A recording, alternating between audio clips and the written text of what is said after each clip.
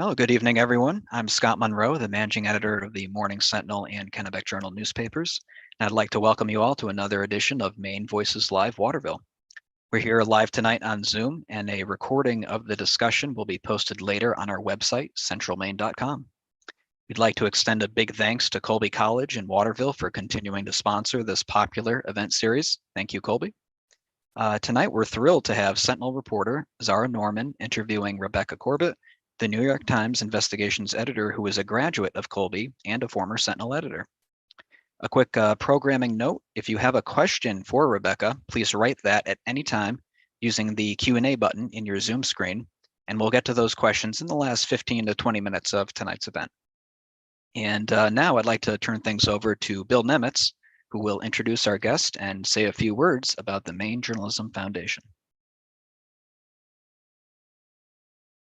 Oh, Bill, you're muted. You know, you'd think I'd learn that by now. Thank you, Scott. It's great to be here with everyone. And I have two messages tonight. The first, as Scott mentioned, is, can you hear me okay? Okay. The first is that I am chairman of the Maine Journalism Foundation. We were formed last year for one big reason, and it's to save local news here in Maine, to save your newspapers. As you probably have heard, Reed Brower, owner of Masthead, Maine, is in the process of moving on, finding, as he calls, a new steward for the papers. And we at the Maine Journalism Foundation believe fervently that a nonprofit organization is better suited to run these papers going forward than some of the more predatory buyers out there. In a nutshell, many of them come in, they sell off all the assets of the newspaper, they lay off at least half, if not more, of the staff. And you, poor readers, wake up one morning and find that the local news has all but evaporated. We want to stop that. We want to save these papers. We want to keep them operating as the profitable ventures that they are. And to do that, we have to raise some money, and we got to do it quick. So I'll get right to my ask. Please go to mainejournalism.org, log on, learn a little bit more about us, and hopefully join the hundreds of people who are already donating to support our cause. Thank you for that. Now, tonight, I also have another message, another hidden message here.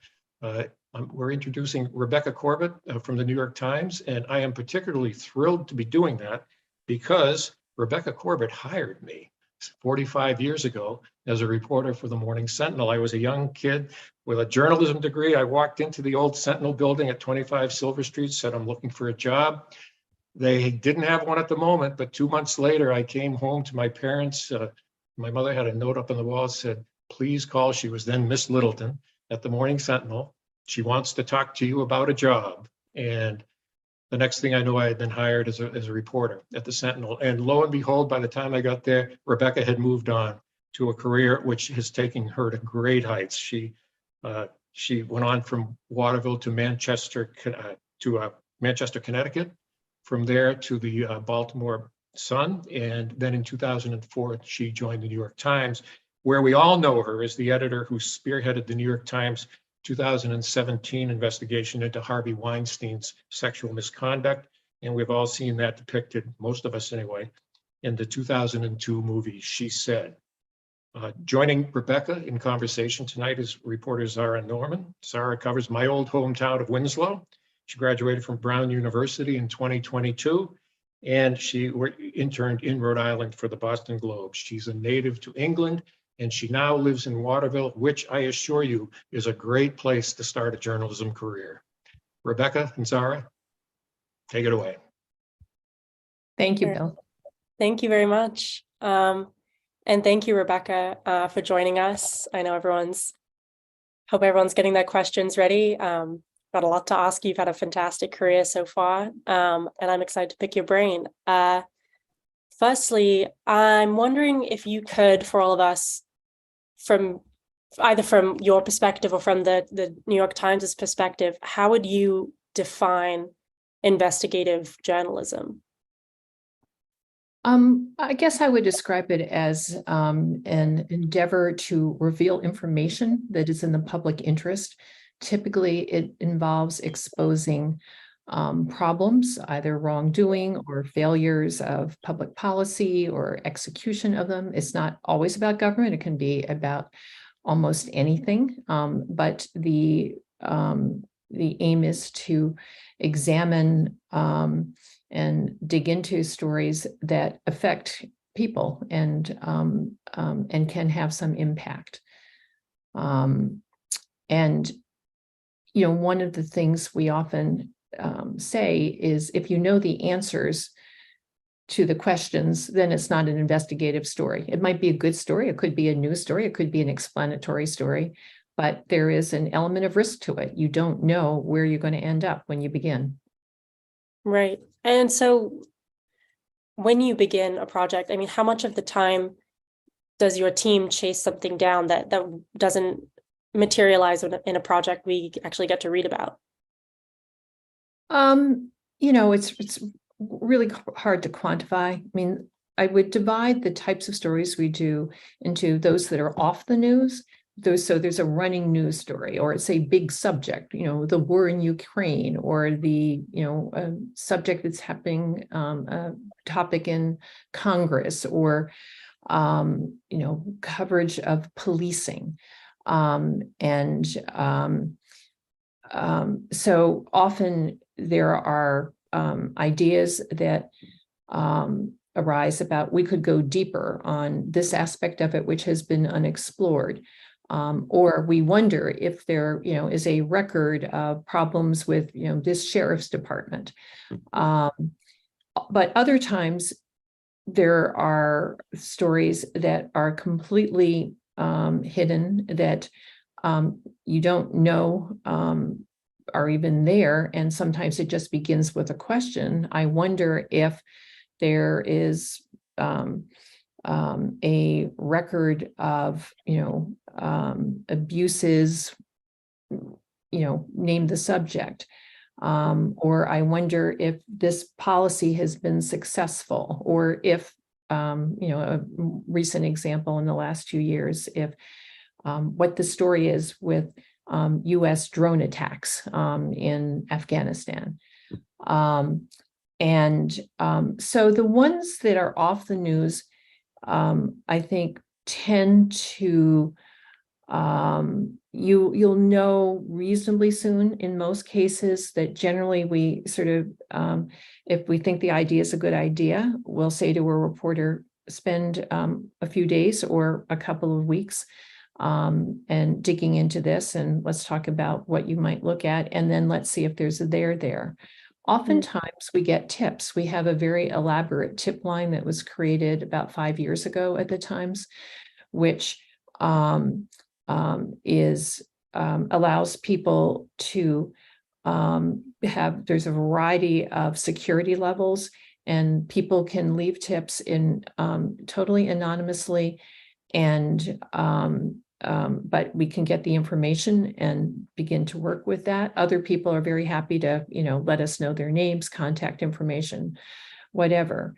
And we vet those tips first. I mean, we get many of them are, about stories that have already appeared, and they're not genuine tips. But we get a surprising number of really good tips, and they are funneled to the appropriate people in the newsroom, certain reporters on certain desks. Our department has access to all of them, and certain editors. And, some of them seem very promising, but, don't turn out. And some of them, we think there's a there, but we just can't proceed without more information, and we can't contact the tipster. So, again, it's hard to assess how many, but I mean, there's a, real understanding that there's always an element of risk, but that we try to be very efficient about, at the get-go, sort of determining whether we think there's reasons to continue on with the reporting. Right. And so those issues you end up reporting on or taking on into projects, I think many of us, either from film or TV, kind of see investigative projects as being these like huge endeavors that take months and months of time. But I know that you often have to turn stories around pretty quick. There are short-term investigations, there are very long ones. How do you decide whether a story deserves an investigation like the Harvey Weinstein investigation that takes a lot of time and a lot of probing, or something that you can turn around quicker and have a shorter time frame on? How do you make that decision, or how do you come to that? Yeah, well, again, it really depends on the story. I mean, we believe that investigative reporting can be short-term, midterm, and long-term. So there are stories we turn around in a matter of sometimes hours, or a few days. There are stories that take, a few weeks, maybe, a month or two, and then there are longer-term stories. And typically things usually take longer than we want them to.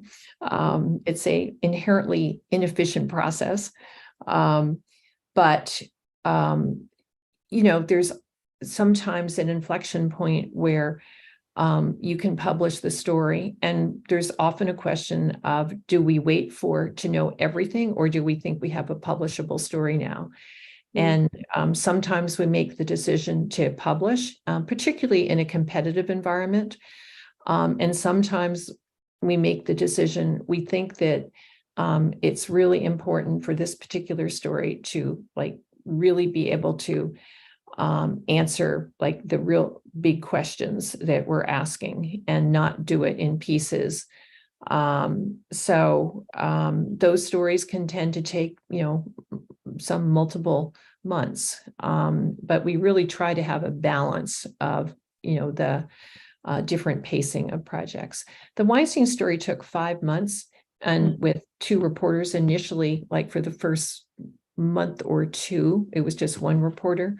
So by the standards of, our department, that was sort of a, mid to long term, but not super long term. And there have been, some other projects. There was a Trump finance story the year after the Harvey Weinstein story, and that took 3 reporters almost, I think, 18 months. And it was a masterpiece of forensic reporting, but it was incredibly complicated financial information. It was basically about how Donald Trump had told the world he was a self-made billionaire, and it turned out he inherited most of his fortune from his father and from some questionable land deals, et cetera. And every single property deal had to be, analyzed, and it was incredibly complicated. So sometimes things take a really long time. Right. Yeah, you mentioned that it's sort of an inherently inefficient process. Is most of that kind of just dogged fact checking, or are there other kind of challenges? What are the other sort of challenges and hindrances towards putting an investigative report together? Well, I mean, there are a lot of questions, you have to figure out, where can I get this information? Often it's information typically that is not public. Sometimes you can FOIA for some of those, file freedom of information requests for that sort of data. Often it fits into a category of where it's not available, even if you do that. You have to develop sources, but then you have to figure out who those sources might be. And sometimes it takes a long time to nurture sources who know information and who may want the story written because they think that it's an important story for the public to know, but they don't want to be the ones to tell it because they could face real harm. They could lose their jobs. They could be sued. They could be fired. They could be breaking the law. So all of those things can mean that, you can make certain amounts of progress, but then can be stalled for, periods of time. And not everything is in the control of the reporter or the news organization. A lot depends on, can we find people to cooperate? Can we find this information? Is the information, something that actually helps make a case? Right. And so how does that, so the investigations team, sort of those offerings that you end up, those reports you end up drawing together, how does that fit within, the Times is a daily newspaper. How does that fit within daily coverage? Do you how often are you guys putting out sort of stories? Is it a daily offering, or is it what is this sort of schedule like for your team? I mean, what I would say is that on some, big issues of the day, that we are we're often communicating both with other departments and in meetings with editors and often reporters, that our reporters may be working with beat reporters on a story that is delivered in a fairly short time frame. Some of the stories that we did last year, in 2021, we did a series of stories about traffic stops and why so many traffic stops in America ended up with deadly consequences when the drivers were unarmed. And that began as a discussion with the national desk, because they tended to cover news about some of these incidents. And the question arose, well, is there more of this, and why does this keep happening? And it involved like a very big data dive, and then analysis of a collection of all sorts of police reports, video, body cam video, and people on our team did the bulk of that reporting, but we did them in a series of stories. We didn't wait for one big story. And again, that was about a 4 or 5 month endeavor, and it mostly involved 3 reporters, a couple of stories, and there were 2 others at one point. But we very much knew what the national desk was doing in some more routine coverage of the issue. And we also, things that weren't really investigative stories, but that we learned during the course of that, we passed on to the national desk, and they did some related stories on the subject. So it's not always an either or, but we're often, sort of having either literally collaborating on stories, or at least defining lines of coverage in a very cooperative way. Gotcha. And so in thinking about working with other desks at the Times, we are coming up on another general election. And so I'm wondering what the role of the investigations team is in reporting on a general election. I mean, what questions are journalists in that team asking about now?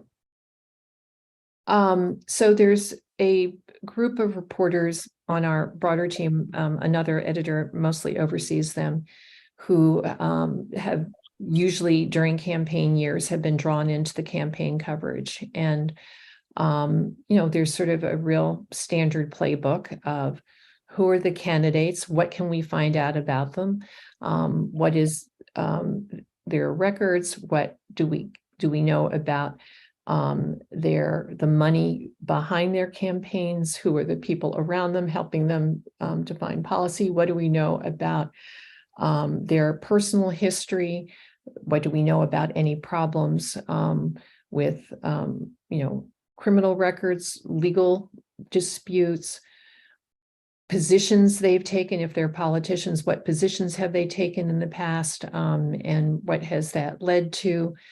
Much bigger questions about, overall the money behind campaigns, the money behind parties, the positions of all of that. And, in the last several general elections have been, very hotly contested, and all sorts of issues have arisen, about, the election interference, about concerns about, our elections, fair and honest, all sorts of, really complicated partisan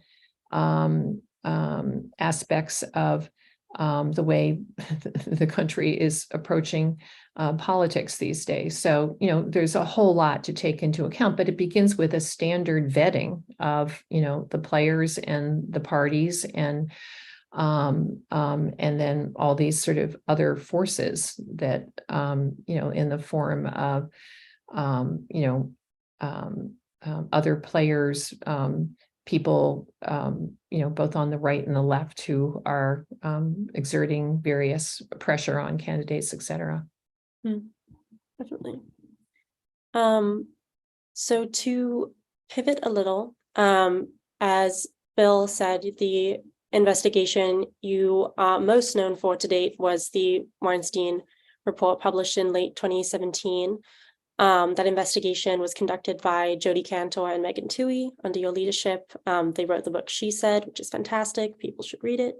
And then the feature film came out last year, I believe, in 2022. I'm hoping people have seen the film. Again, go watch it. But I mean, what does that film, when looking at it, what does it get right about that investigation? I mean, I think they did a really good job of showing what investigative journalism is like, that it's generally not glamorous. It's a lot of, literally knocking on doors and trying to identify people who might be affected by what we were looking at, sexual misconduct and sexual harassment. I think that that the scriptwriter and the producers really, wanted to understand how journalism and investigative journalism worked, and they, both obviously had the book to draw from, but they interviewed Jodi and Megan and me and some other people in the newsroom, and did a number of revisions, over time to try to, get it right. And I think they did a really good job of that. Great. And so do you think what did they get right about you and specifically and your role in that investigation, do you think? I think that it's hard for dramatic film purposes to show what editors do. It's not all that dramatic. As you could see, at least in the film, none of us ever left the building. We were always having meetings, and we do always have lots of meetings. I mean, in real life, there's a lot more engagement with the reporters outside of official meetings. I mean, as an editor, you have to live vicariously through reporters. So given that we have sort of a fairly open newsroom, when Jodi and Megan were on some calls, I could, hear when they hung up. And so I would walk over and say, well, who was that? And what did you hear? The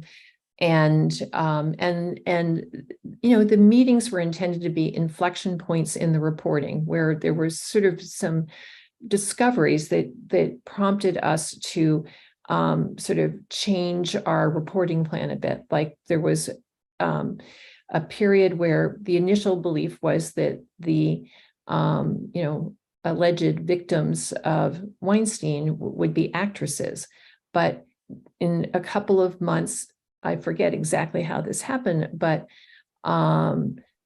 Jodi learned that his own employees had been victimized, and that completely changed. That meant there was a whole new universe of people to try to find.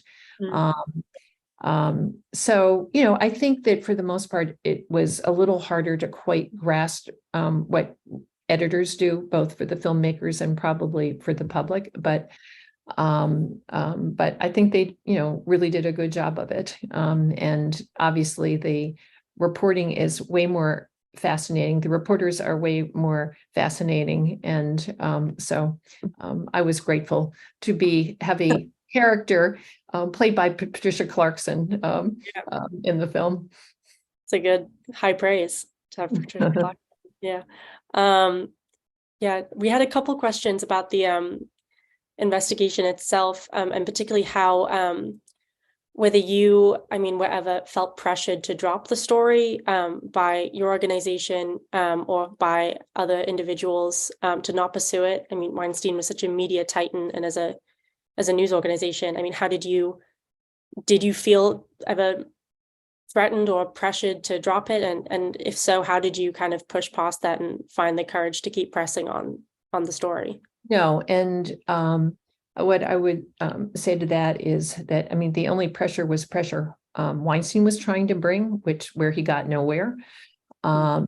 And I mean, there's a scene in the film and where he calls Dean Baquet, the editor, and sort of tries to get him to kill the investigation. And Dean was having none of it. And Dean was a former Pulitzer Prize winning investigative reporter himself, deeply passionate about investigative reporting and deeply committed to this is our mission. And we don't back down. And there were occasions in the past when there were far bigger stakes to stories than this one. And the person making the threats or trying to exert the pressure had far more stature than a Hollywood producer.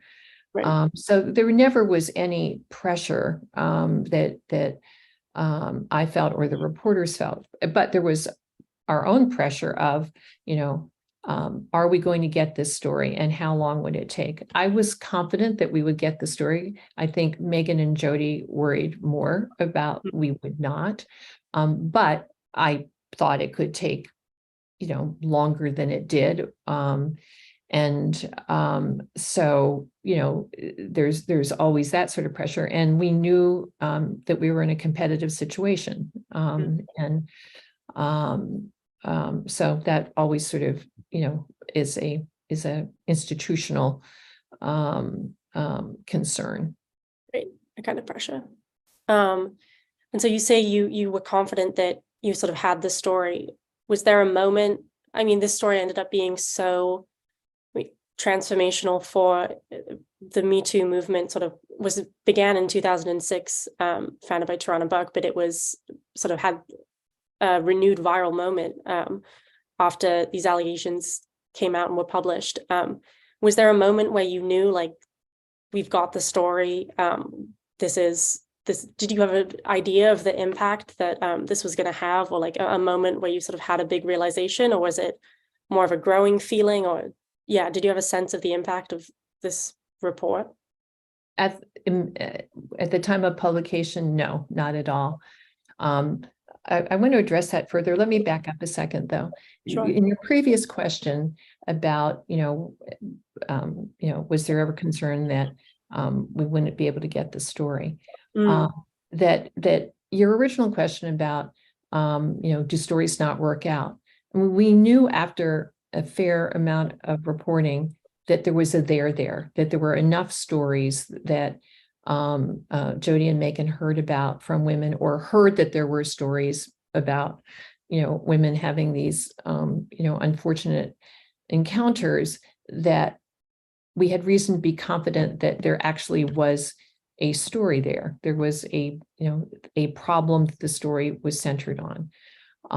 At one point, our sort of fantasy notion of the story had been that this was not going to be a story just about one man, one producer, but a story about Hollywood, because there were all sorts of enablers, people who knew about the behavior, people who knew a bit about it at least, people who didn't act on their knowledge to warn young women from putting themselves in a position where they went into a hotel room alone with Weinstein or whatever. But that story we were not able to deliver. So when, again, at a certain point, we had hoped to be able to do that larger story, but just getting the story showing a pattern with Weinstein's behavior was hard enough that we could not wait to do the other half of that story, Right. Which we did come back to eventually and do like a month and a half or so later, and that was a fantastic story. But nobody, I think, could have predicted the way the story, gave new life to the Me Too hashtag, which had been around for a while but not gotten huge attention. And the fact that it changed the cultural conversation the way that it did. And I think that one of the most profound consequences of it was making it clear with this outpouring of stories that women were telling, with the Me Too movement, with just conversations in their workplace among their family members, that many women had had experience of workplace harassment. And look, there's a real spectrum of this from, some, unfortunate comment to a very, to a criminal act. And not all of it falls at that far end of it. Much of it does not. But I think that it was just absolutely an awakening to many men, that women they knew, women they trusted, had had these experiences, their wives, their daughters, their sisters. But the women had never talked about it because it was like, so commonplace, almost. And that, and it really sparked all these conversations, and that helped create change. Right. Absolutely. That's sort of the point of, I guess, investigative journalism, is to sort of the dream that you create cultural shifts like that. So I think, as you say, a sort of a big part of the investigation, and a big problem with reporting on sexual misconduct in general is trying to encourage victims of sexual misconduct, workplace harassment, to tell their story publicly and on the record. As an editor, how did you direct your team? How did you direct your reporters in talking to victims to get them to go on the record without pressuring them too much or replicating those sort of coercive dynamics that they were used to in their workplace? Did you have any advice for them that you remember? I mean, we just had many, many conversations about sort of every, single person that Megan or Jody were dealing with. And,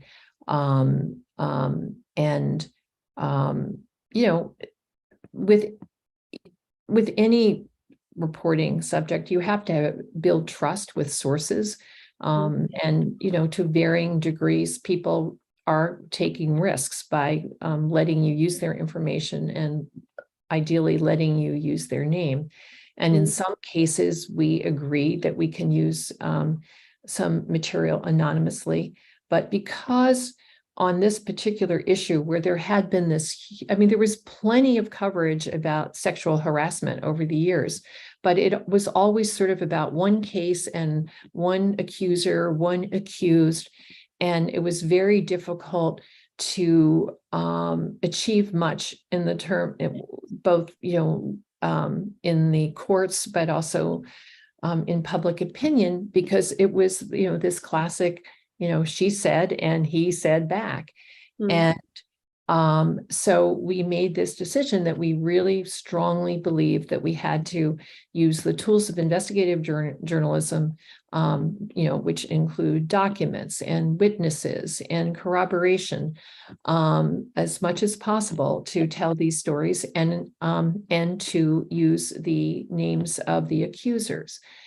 And that meant that, particularly in the initial story, we didn't use some of the powerful stories we had.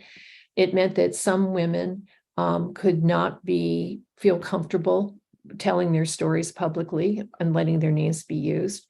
But some did. And both the book and the film rather dramatically shows this. That in the first story, that two of the victims made the decision, one the morning of publication of the story, and one, like Ashley Judd, a day or two before. And we had a story we would have published without that, but it made it a much better story. And then it opened the floodgates. There were all these both, actresses that they had interviewed who didn't want to be first, but then after, the doors were open, they were willing to tell their stories, and that meant others, came forward too. And, you can't make someone do something that they really see as against their self-interest, and you have to be, respectful of that. But often people want their stories to be told. They're just very worried about the risks to themselves. And if you can somehow find ways to work around that and get them comfortable with it, then, that can be incredibly helpful. Absolutely. And so on sort of the nature of those accusations and publishing them, I mean, sexual misconduct claims, proving sexual assault is notoriously challenging for victims, especially years after the fact. How did you approach reaching a journalistic standard of proof and publishing those accusations, given how difficult they are to substantiate? Did you need multiple victims to be able to publish an accusation, or what was your thought process in proving? Okay. Well, first of all, our stories with Weinstein, there was some allegations of sexual assault and criminal acts. The bulk of it was not. The bulk of it was workplace harassment, and some coercive conduct, but many times it did not get to a certain point. We wanted to be able to publish a persuasive story. So again, it was looking at the layers of evidence, but we weren't building anything on one story and one account. We were trying to show a pattern of conduct, and seeing the similarities of the hotel room, the same hotel in many cases, the white bathrobe, the massages, all of that sort of behavior, that these women, women who didn't know each other, women over different generations, they all, a number of those stories, they all fit, a clear pattern, and which we believed was a fairly persuasive standard for running the story. And we had other documentation. We had settlements. In many cases, the women had non-disclosure agreements. We still managed to use some of them. We had people telling other people, in pretty close time to the encounters, that something had happened. So it was a mosaic information. It wasn't just, what the woman told us about the encounter, but it was the pattern and the all the various details that we could provide as well, that created a very strong story. Absolutely. And so, I mean, in terms of you getting to this point to be able to produce that mosaic of information, to be able to know where to look and all these facts, I mean, I'm just interested in your personal career trajectory, and obviously where you started, which was where I am now in Waterville. Mm-hmm. But I mean, what was it that drew you or still draws you to investigative journalism, or sort of being an editor? Right. I think that it really happened, I was at the Sentinel when I knew nothing about journalism. When I was there, I had a great experience, and I sort of fell in love with journalism there. I loved the life of the newsroom. I loved the ability to go around and ask people questions that if you were just doing it in real life, they would have thought you were being very nosy. I worked at after that, a smaller afternoon paper in Connecticut, where it was very focused on coverage of local government, as it should be, but being a local newspaper.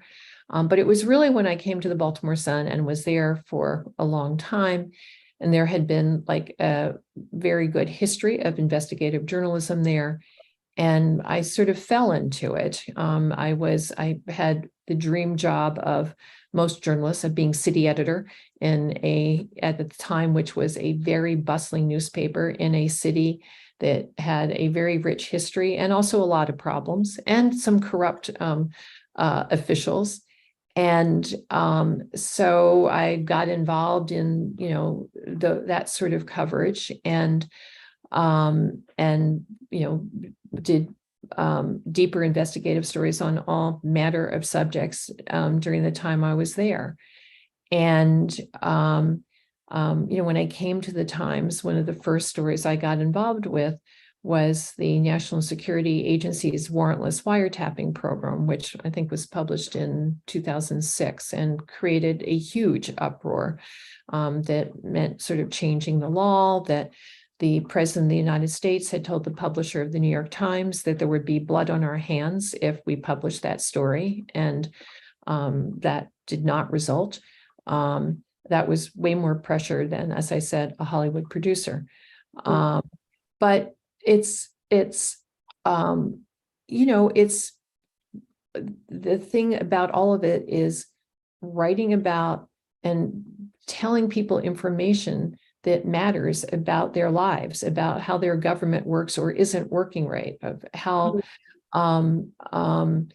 a failure of an institution, whether it's, a hospital or a police department that had no real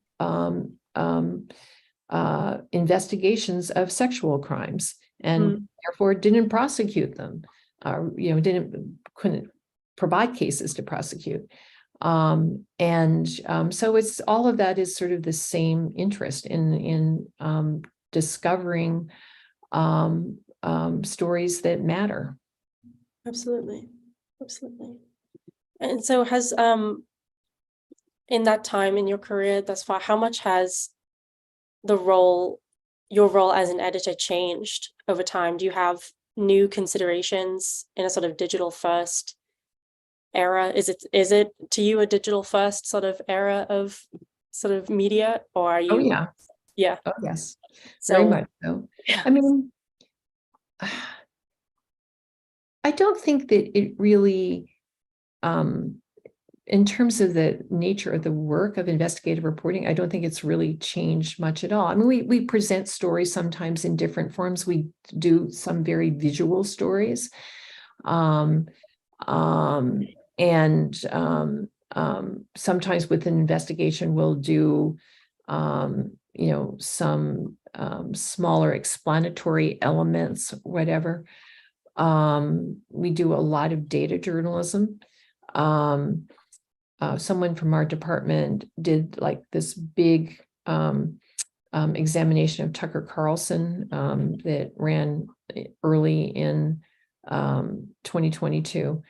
And it looked at, they actually went through and took note of how many times he said this about immigrants, or how many times he used this language about, a particular class of people, or how often he, did something else. So there was a lot of analysis of a lot of data. But I don't think that we're doing anything that's different, but we have so many more tools available to us.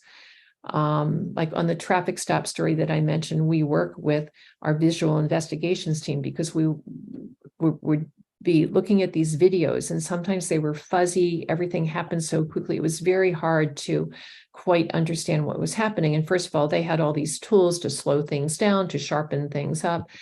But they ended up wanting to do a story that went with our traffic stop series that showed how cops were violating their own department protocols in many of these incidents, which put them in danger, which then led them, they put themselves in jeopardy, which then led them to kill a motorist.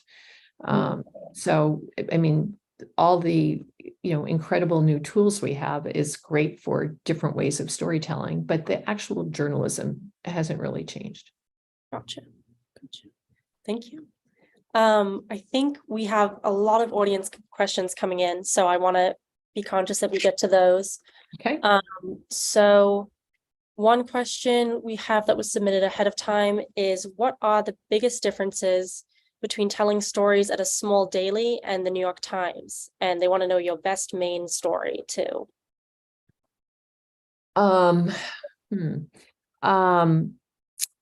There's a big difference in resources, right? That, and particularly in recent years, we tend to team reporters up much more than we ever did. And sometimes it's because the ambition of the story and to do it in a somewhat efficient way requires a variety of skill sets, or just, more person power. And most local newspapers don't have nearly as many resources, and it's much harder to do that, to team people up. So that is, a huge luxury that we have. But again, the nature of the reporting is very similar. We have a fellowship program to help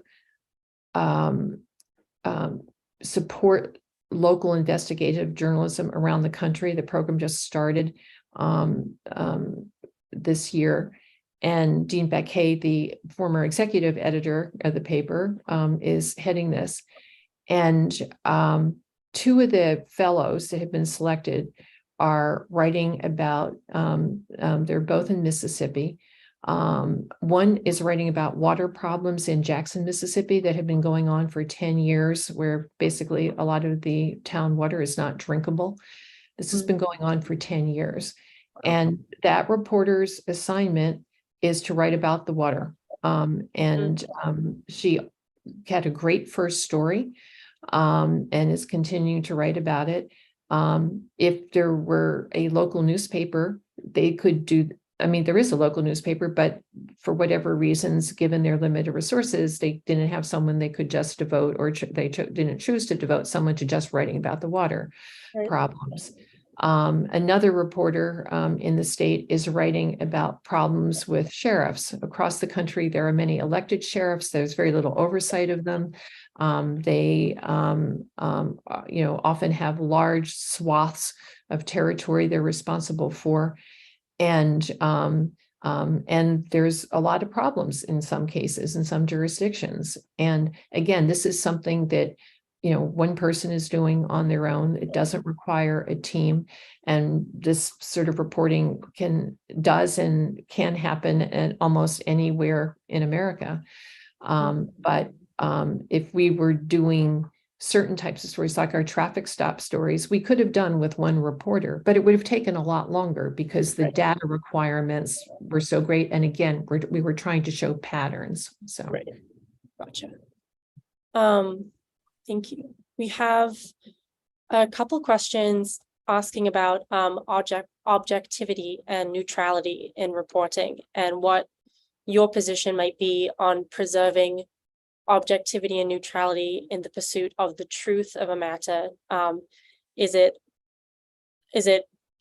you have genuine objectivity as a reporter? Is it up to you as an editor to maintain objectivity? How important is it in an increasingly polarized age? Just sort of what your takes on that are, people are wondering.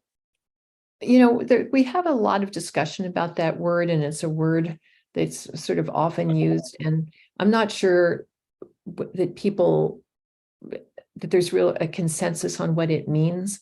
I think what we're trying to be, we are an independent, New York Times is an independent newspaper. We try to make sure that our coverage and our reporting is fair, is nonpartisan, is not biased.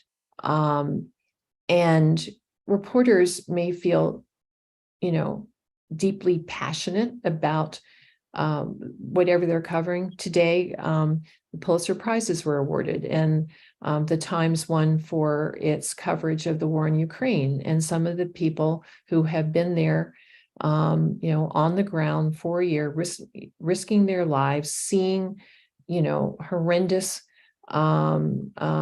casualties, following, the lives of various families. I think it's hard for them to be objective and, not feel that, war is awful. At the same time, their reporting needs to be rigorous, and it goes through editors who make sure that that they are writing accurately and that they have all the appropriate context. And are not just writing with emotion or bringing emotion into it as, you know, in a way that is distorting. So. Absolutely. Another question. There has been a lot of criticism in recent years on the use of anonymous sources in journalism. This attendee would like to know if your view or the Times's view of using anonymous sources has changed at all in recent years, whether anonymous sources often have a self-interest at stake. Do you have a take on that? I think that there definitely is, just in the time I've been at the Times, all sorts of conversations and policies about use of anonymous sources. And the paper has, you know, significantly tightened up on the use of them over the years. But it has not said we will never use them, because sometimes it is the only way to get an important story. And but we try really hard to vet the sources, to understand why they are providing certain information and cooperating. And we try to assess the veracity of the information they're bringing. And I mean, we know that it leads to readers not being, you know, readers can be mistrustful of it for exactly the reason your questioner is asking. And there are protocols that reporters have to go through, and editors have to sign off on the use of it. But we try to do it relatively sparingly, but we do regard it as necessary at times. Thank you. We did have a couple of questions come in beforehand we had one on whether you think compared to 10 or 20 years ago, there is more investigative reporting or less. I guess, I mean, it's hard to say. I mean, there's certainly way less local journalism. And we know since, you know, about 2004, I think Pew has used the number of like more than 2,000 local newspapers have shut down over that period of time. There's a lot less local reporting. There are definitely big swaths of the country, particularly rural areas where there is no local coverage at all. Many of the big city dailies that once had very robust staffs are, you know, just a fraction of the size they once were. So I'm sure there's overall less investigative reporting going on. At the same time, you know, there's some very good investigative reporting done by, you know, websites that have sprung up over, you know, in recent years. There are a number of organizations that only do investigative reporting. But there's definitely at the local level, I think, not nearly enough. Right. Scope for more. And we had a question on one person is wondering whether your statement necklaces are part of your, if there's any backstory to your statement necklaces, why, if they're particularly important or meaningful to you. They noticed that that fact was transcribed onto the screen. Patricia Clarkson sports some fabulous necklaces on the screen. Is there a backstory there, or is that just? It actually started in Maine many years ago, where there was a store in Portland where I bought a necklace that actually was a variation of the one I have on now. And it was not expensive at all. And somehow, like you could dress it up or dress it down. And I got tons of compliments on it. And I loved it. And then somehow I became addicted to big chunky necklaces. So that's really the only story, but I thought the film did a wonderful job of showing some of my collection. Yeah, it's fun what they pick up on. It's great. Great. I think, yes, we probably have time for one or two more. Thank you everyone for submitting so many very thoughtful questions. There are a couple questions asking about what your opinion is on E. Jean Carroll and the current trial that Trump is undergoing for her allegations of serious sexual assault. I know you reported, was it you who led the team on the Access Hollywood tapes in 2016? No, but Megan, who had It was Megan Megan, Toohey right. she had been on our campaign coverage at the time.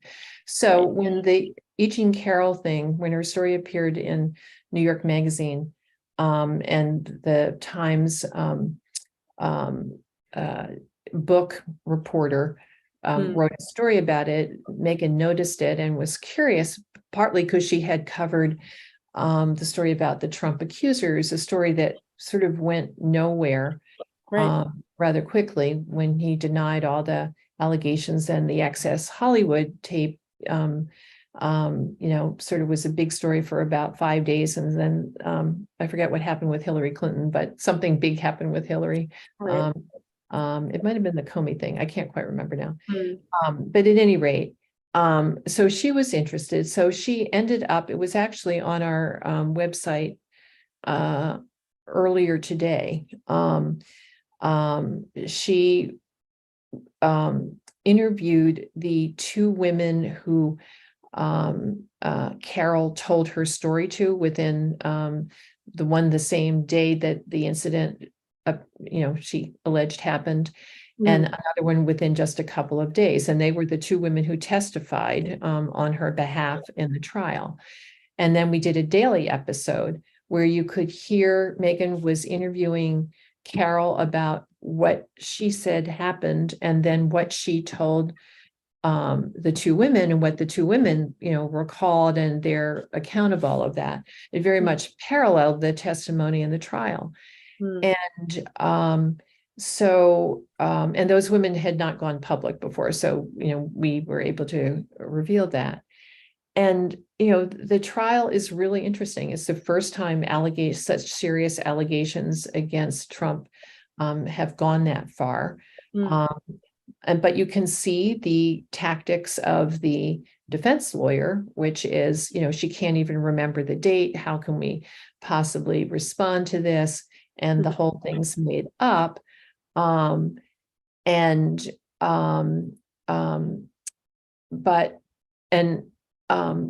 trial sort of shows exactly why women often don't want to pursue charges or file lawsuits.